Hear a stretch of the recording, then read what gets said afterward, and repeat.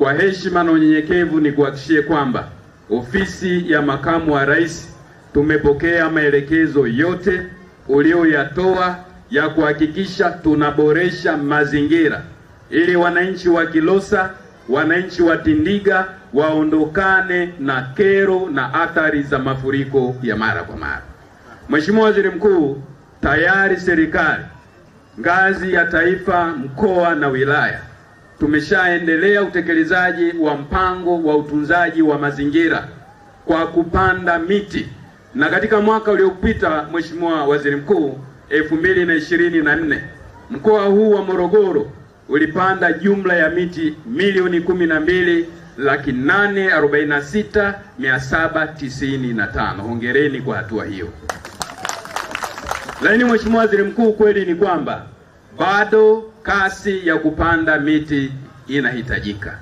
Mafuriko haya mengi, ndugu zangu wanatindiga, yanatokana na mito yetu kuwa na kina kidogo. Mvua zikinyesha, maji yanatapika, yanakuja kwenye makazi ya wananchi, yanaleta madhara makubwa, madhara ya kupoteza maisha, madhara ya kuharibu miundombinu ya kilimo, madhara ya kuharibu vituo vya huduma na makazi binafsi. Kwa hiyo naomba ndugu zangu wana Kilosa, wana Tindiga, katika mpango wa maendeleo ya taifa letu 2025-2050 kuna nguzo tatu, lakini nguzo moja ni nguzo ya uhimilivu wa mabadiliko ya tabia nchi, lakini na uboreshaji wa mazingira. Yote yaliyosemwa na Mheshimiwa mawaziri wa kilimo, wa maji na wengine hayataweza kufanikiwa kama hatutatunza mazingira yetu. Mazingira yetu ni uhai.